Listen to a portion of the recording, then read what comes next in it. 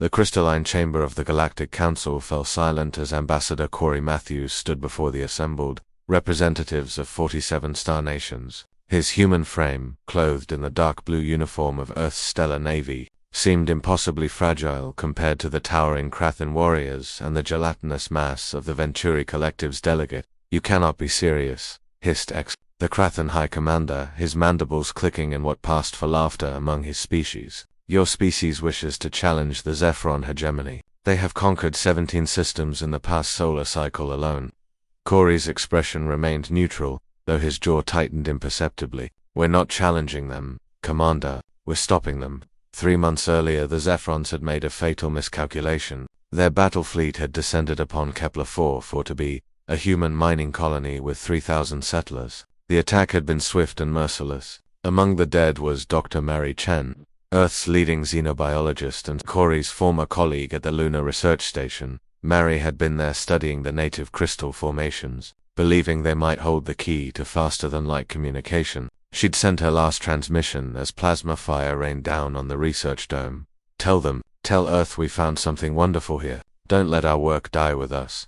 The Council had offered humanity condolences, thoughts and prayers as the ancient expression went, but no action. "The Zephrons possess technology far beyond your capabilities," the Venturi delegate burbled through its translation matrix. "Their shields can withstand stellar radiation. Their weapons can crack planets. What can humanity possibly?" The chamber's alarm systems screamed to life.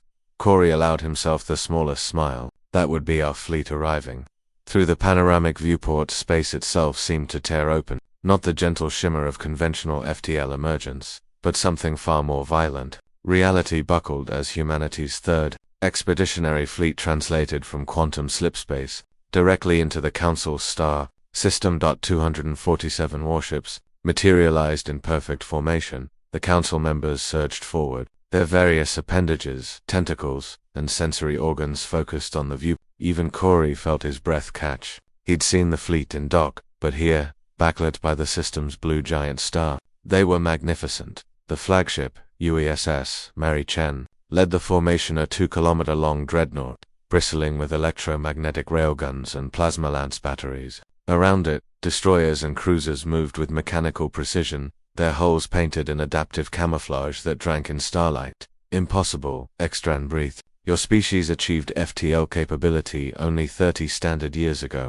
"How humanity has a particular talent," Corey interrupted, his voice cold. "We're exceptional at learning from those who underestimate us. Every species that's attacked us, every technology you've dangled before us like treats for a primitive culture, every patronizing gesture, we've studied it all, improved upon it, made it our own." The Venturi delegate's mass quivered. "This is a violation of Council protocol. Military vessels are not permitted within protocol." Corey's laugh was bitter. "Tell me about protocol when the Zephyrons glassed Kepler-4 for 2B. Where was the Council then? Where was protocol when 3,000 human civilians were vaporized?" On the tactical display, new contacts appeared. The Zephyron hegemony's third defense fleet, responding to humanity's arrival. 68 capital ships, their dark hulls sleek and predatory. For 500 years they had been the Council's unofficial enforcers, too powerful to challenge, too useful to condemn. Admiral Jessica Torres's voice crackled through Corey's communicator, loud enough for the Council to hear. "Ambassador, the Zephrons are powering weapons. Requesting authorization to engage." The Council chamber erupted in chaos. Delegates screamed in 17 different languages, demanding humanity stand down. Corey raised his hand for silence. When it didn't come, he simply activated the communicator. "Admiral Torres, you are authorized to defend our fleet. Follow the Chen Protocol." Extran's eyes widened. "What is the Chen Protocol?" "Dr. Mary Chen's final research," Corey said quietly. "She discovered that Kepler-4 for 2B's crystals could store and amplify electromagnetic energy at quantum efficiency levels. Before she died, she transmitted her findings. We've spent 3 months weaponizing her discovery." The battle began. The Zephyron fleet opened fire, their legendary plasma cannons unleashing destruction that had shattered worlds. But the human ships didn't raise conventional shields. Instead, a lattice of crystalline matrices deployed from their Holstein field generators, each one a monument to a murdered scientist's final gift to humanity. The plasma fire struck the fields, and simply ... stopped. The energy didn't dissipate or deflect. It was absorbed, stored, amplified, and then, with mathematical precision, it was returned. Every human ship became a mirror, redirecting the Zephron's own weapons back at them with 10 times the force. The enemy fleets, so confident in their superiority, found their shields overwhelmed by their own firepower. In 7 minutes, it was over 68. Zephron capital ships became expanding clouds of superheated debris. Not a single human vessel reported casualties. The council chamber was silent now. Corey turned to face them, and for the first time in galactic history, humanity's representatives saw fear in the eyes of species that had walked the stars for millennia.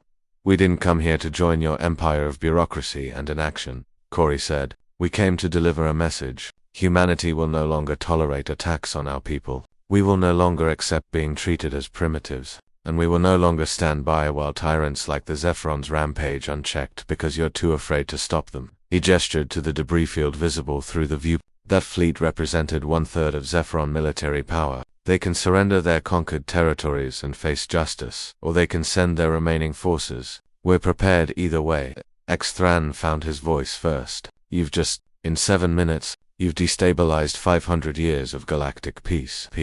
Corey's voice rose. "Tell that to Mary Chen. Tell that to the 3,000 colonists who died screaming. Tell that to every species the Zephrons have enslaved while you watched and did nothing. That wasn't peace, Commander. That was cowardice wearing a diplomatic mask."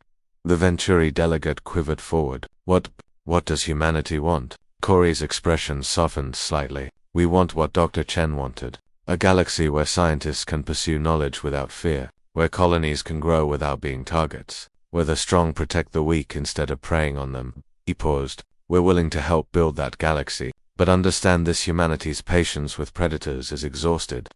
As Corey left the chamber, emergency broadcasts were already spreading across the galactic network. The Zephron hegemony's government had surrendered unconditionally. Occupied worlds were celebrating liberation, and the Galactic Council, for the first time in its history, faced a species that didn't ask for a seat at the table. Humanity had brought their own chair, and they were here to stay. The end.